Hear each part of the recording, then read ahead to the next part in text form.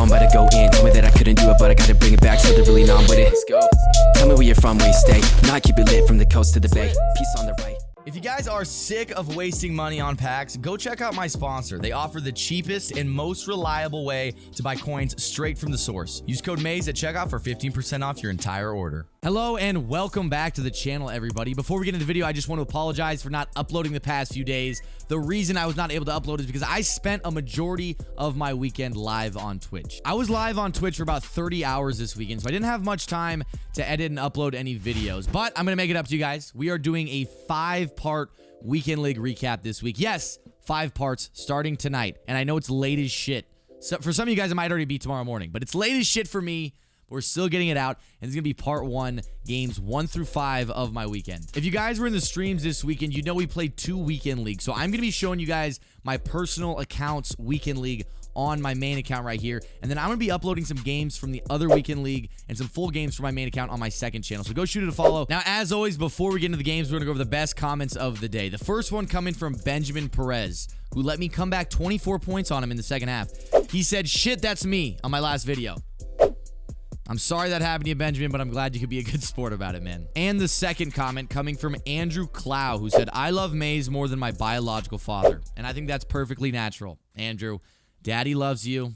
I'm proud of you. And one more thing before we get into the video, I'm sure many of you know that about half of the people watching this video right now are not subscribed to the channel. So if you're new to the channel, haven't hit that sub button, do us a favor. We're almost at 100K. Hit the sub button, hit the noti bell, and let's get that 100K. I love you, boys. Here is the team that took us on our weekend league journey. This is a 25 Washington, 25 Raiders theme team, and we recently made a new addition of T.Y. Hilton to our receiving core. He's joining Jerry Rice and Randy Moss, and of course, our #1 receiver, Herr Finley. Rich Gannon still leading the helm. Rock Hard Rich.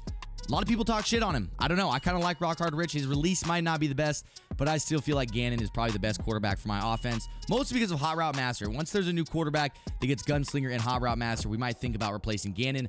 On offense, we are operating out of the Seahawks offense this week. We switched from Carolina. We're trying out Seahawks. I didn't really like it. I think I'm going back to Carolina, so don't you get your panties in a bunch. And we're 0-0 going into our first game. And as you guys know, the first 5 games are usually a little bit easier. They tend to match you up with some bots. So hopefully we're going to take some bot cheeks. I would love to feast on some bot cheeks. Starting off on the defensive side of the ball, he starts with a risky dot over the middle. I'm about to bust. Deion Sanders getting an interception early. And we always love starting off the game with a turnover. It takes a little bit of pressure off my offense. I tend to throw interceptions on my first drive of every game. As you're seeing here, I did it again. So when we get the early turnover, kind of takes the pressure off. It lets me throw the pick comfortably, knowing that the defense can get a stop. Now back to the defensive side of the ball, and my opponent throws another Stevie, barely squeaking away with his cheeks as he gets out of bounds. Now in our territory, inside field goal range already at the 33-yard line. He's rolling out with Rodgers, another crossbody throw. This time it's completed, and he gets even deeper into our territory inside the red zone. Now 1st and goal, he runs a halfback draw 3 times in a row and ends up getting into the end zone. So we're starting off down 7-0, but it doesn't matter because we are going to turn the ball over anyways. And even though at first glance that might have looked like an absolute Helly Kelly, as you can see, my cover 3 beater was wide open, and I tried to throw it. Unfortunately, we just got hit by our own O-lineman, which caused a throw out of sack animation, and it unluckily went to my opponent. We followed up on defense, though, coming through big again with another turnover. So as our offense falters, our defense comes up big. No surprise there. We go right back to the cover 3 beater.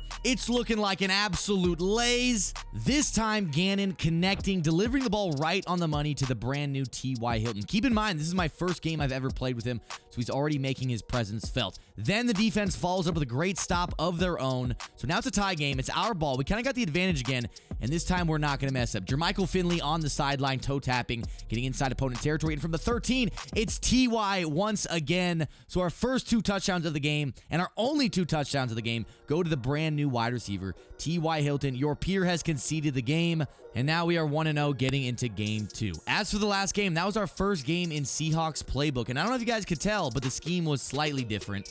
And heading into game 2, we're starting on the defensive side of the ball, and we're starting off hot. A user rush gets us a turnover on downs early, and I just told you guys how much I like getting a turnover early because it takes off The pressure. No more pressure as we fire to the sidelines. That's Jermichael Finley making a great catch. And now inside the 10, just a little fullback dive. Marcel Reese, the Raiders legend, fighting across the goal line, getting on the board early, 7-0. Now on the defensive side of the ball, my opponent's got Gannon scanning the field, and Deion Sanders undercuts the route again for his second interception in 2 games. Both of them in very similar fashion. Look like the receiver's open, and Deion's able to make up that lost ground and get the turnover. Back to offense. Gannon finds Rice on the sideline on the out route. Rice got a little space. What are you doing, you idiot? Why did I try to stop and go on the 1-yard line? I will never know. But we get in the next play with Barry Sanders. Now on 4th down for my opponent. Again, he runs a little bit of a toss, and I think he felt boxed. I think he knew he was boxed because he just went under center and started running the ball time and time again. He gets in field goal range as time expires in the first half, and he gets on the board with 3 points. But it's still 14-3, and it's still our ball in the second half. So I don't think it's the time for him to get conservative here and just run the ball, because that's not how you're going to come back and win the game. So now we're on offense. He needs a turnover desperately, but it's not looking like he's going to get it as we find Jerry Rice again on the deep corner route. That's inside the red zone now, and we're going to keep the ball in the air. This time finding Barry Sanders on the angle route gets us inside the 10 again, and for some reason I'm passing inside the 10. Not the best idea, but thankfully we don't throw any Stevies. We get across the goal line once again. Now 21-3, late in the third quarter. The game's pretty much over. This guy just kept taking delay of games, and your peer's been kicked for excessive griefing. I always hate when people do that, but it gets us the victory nonetheless. Now 2-0, and we're going against what's looking like a Seahawks team. He had DK Metcalf, Richard Sherman, and Gannon with the Seahawks unis. I'm expecting a lot of Seahawks here, and Sean Alexander, the Seahawks legend, takes off early for a huge gain, gets inside the 10, looks like he was about to score, but Eric Allen makes a touchdown-saving tackle. We play some insane red zone to get him in a 4th down, and from there, we get the turnover on downs. So our 3rd game in a row starting with an early turnover, and I'm absolutely loving it. This time, though, we're pinned inside the 10,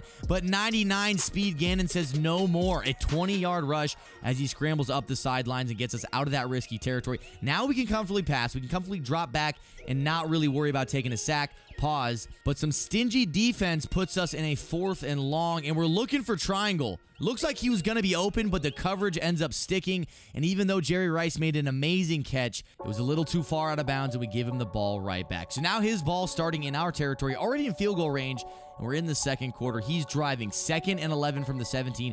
Gannon scanning the field, throws it to the flats. Even though I had a hard flat, he got the catch, but my opponent, being a man of honor, decided to punt us the ball because he felt like he made a bad read. I've never seen this in the weekend league street, so I was surprised. And you might be asking, would I have done the same in that situation? And the answer is fuck no. I would have not. I would have taken my catch and moved on. But this guy must be just a better person than me. 4th and 4 now. It's our ball. Still 0-0 after that punt situation by my opponent. But we will get on the board this time. We need some points going into half. Only a minute to go in the first half. And we see our streak down the field. I had a feeling his user was going to peel off, so I took a risk and threw it.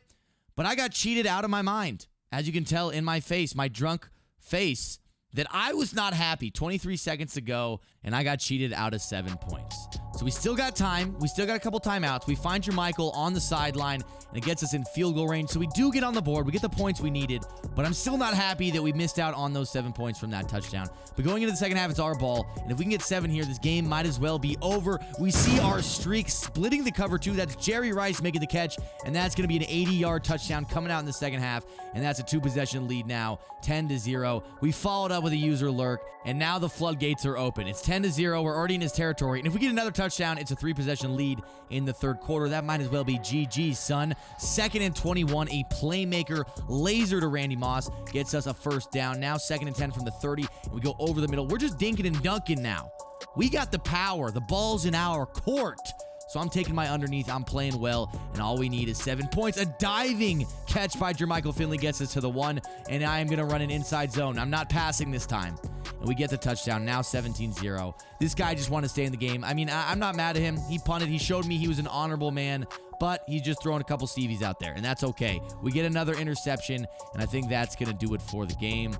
Your peer has conceded the game. That's the message I was looking for. And that brings us to 3 wins, now 3-0, getting into game 4. And we haven't really had a close game yet. I feel like all the games have been pretty easily handled by us. So hopefully that momentum continues and we stay undefeated going into game 4. In game 4, we are on the defensive side of the ball again to start, and we're looking to get another early turnover, and we do just that. It looked like a throw out of sack. I'm not really sure. He had a couple guys open, but we get the turnover nonetheless, and as I told you guys, that just makes the vibes so much better when the game starts that way. But you know, it doesn't make the game better when you fucking play soccer on a damn football field. What are you doing, Gannon, you stupid bitch? Kicks the ball to Sean Taylor, who picks it up and takes it the other way for 7. So even though the defense is playing phenomenally, as usual, Gannon just wants to give him 3 points. And so we're starting down early, down 7-0, now in the second quarter. We got the ball again, and I don't want to make the same mistake twice. So let's pick up this blitz. Let's find our reads, T.Y. Hilton over the middle, and let's get some points. Let's not give him the ball. We're late in the second quarter now at the 27-yard line. The 2-minute warning is just hit. And we throw it once again. Jerry Rice, you see we're moving now. We're being efficient. We're not making bad reads. And once we slow down a little bit, take a deep breath, we can get in the end zone. Gannon with a great passenger, Michael Finley, gets us on the board, ties up the game. And with 1:37, we got an opportunity for the defense to go and get a stop. He starts off early with a nice dot to midfield. That's Deion Sanders who beat his man. And now it's 3rd and 4 from the 46. We're not really giving him too much. Make him earn every yard. And he makes a Stevie. He tried to throw it to Moss High, but that is Troy Vincent who came down with the ball. And now 30 seconds. We got some time. We throw the cover 3 beater and a laser. Gannon making up for every wrong he's ever done with a beautiful throw right there. Randy Moss on the receiving end, and that's an 81-yard touchdown to end the half. Now, there's only a few seconds left. He should have just gone into half, but he makes another bad read, trying to force a pass, maybe get some points at the end of half. But because of that, this is a game-changing play. It gives us 3 points at the end of half, and now he's down 10, and it's our ball. So you could have been down 7, had an opportunity to get a stop, come back, but now it's a bigger hole that you're going to have to fight out of. A bigger, fatter hole like Sarah J. You feel me? But back on the offensive side of the ball, my priority here is going to be to not turn the ball over, as usual, but more now than ever, especially because we got a nice lead and I can play it more conservatively. A couple nice passes. We're already in his territory, and the clock is continuing to tick. You see, we only got 1 minute left in the third, and this is still the first drive of the second half. So we are taking a long time, and I love it. Now, I thought that was a good read. If I would have lowballed that, I think it might have been a touchdown, but instead, we give him a turnover right at the 3-yard line. I shoot gaps, baby. It's what I do. User safety with that gigantic hit stick, and now the lead's even bigger. We are now up 12 points with about 45 seconds left in the third. I do make a Helen Keller read, but I do want to be thankful. The game is pretty much already out of reach, and I want to say that the way this guy played it pretty much lost him the game. Like, he still had an opportunity at that point to come back, but you see how much time he's taken off the clock here. Like, we're already under the 2-minute warning. He is taking his sweet time here, and because of that, he has no opportunity to come back. We tackle him in bounds. The clock keeps ticking, and so even though he's about to score, you see the clock is just ticking. There's now only 20 seconds. He's still down 12 points, and he throws a pass, gets a touchdown, but there's no time. The game is over, so there's 20 seconds left. I'm drunk as shit. I'm just going to throw the ball up, give him a chance, and let's see. He's going to get the interception, and I'm only up 5. If he returns this, it's GG's. And he's going to do it. Psych, bitch. Hell no. That's a dub. 4-0. And even though we've been playing not our greatest, we've easily handled these games. So going into the next game, I'm fully expecting to continue this momentum, continue the win streak, and of course, we're starting on defense. My favorite place to start. Let's get a stop early. You see Edgerrin James just busting a big one. Getting out to midfield. Now at the 49, we get him in a 4th and long. And on 4th down, he's looking for an open receiver. Everything is bagged. He ends up throwing it late, and that guy was open. My curl flat was not playing deep enough, so that should have been a catch. He should have got the conversion, and the Madden gods agree because a throw out of sack, perfect timing user pick occurs on the very next drive. So gives him the ball back. We're now 1 minute left in the first quarter. It's a 3rd and long. He throws it over the middle. It's tipped up and hit incomplete. From there, he punted us the ball, which is a little bit surprising. I feel like most people don't punt, but now it's our ball once again. We're going back to this PA boot over play. We throw on the run. That's Gannon, and T.Y. Hilton coming up big again, making a great toe-tapping grab on the sideline. Now in opponent territory at the 35, going back to the exact same play. We get caught on our O-lineman. We throw the delay fade, and Gannon makes another crossbody behind the back. 360 windmill completion, and it doesn't even matter because Helen Keller takes over inside the red zone. We throw it straight to Cliff Harris. So that is just a terrible way to finish the drive. We've been playing good defense as usual. I'm so sick of saying that shit. We've been playing good defense, but our offense... Yeah, it's the same shit every weekend. Get used to it. Another great hit by our defense and another turnover. This time we're starting our drive in the red zone. Please do not mess this up. Passing from the 11, and it's almost another Stevie, but it's caught by Barry Sanders, and we get on the board. 7-0. Now in the second half, it's our ball once again. We got the cover 3 beater set up. T.Y. Hilton making another great catch, and that's going to be a 79-yard touchdown to take a 14-0 lead. So even though it was back and forth at the beginning, things are starting to heat up for us as we got 2-possession lead late in the second half. Another user lurk. That was a great bait right there by Isaiah Simmons. Unfortunately, not able to get in the end zone. He gets tackled at the 10-yard line, but things are looking pretty good. As long as we get 3 points out of this drive, take off a little bit of clock, we're going to be okay. We roll out Seidger Michael in the back of the end zone, and we get the lead to 21. It's 21-0. Props to this guy for quitting out. Peter has conceded the game, and that is going to bring our record to 5-0. Thank you guys for watching the video. And now a quick message from Drunk Maze. And my bass down low. See ya, boys. Bass down low. Like my beats high and my bass down low.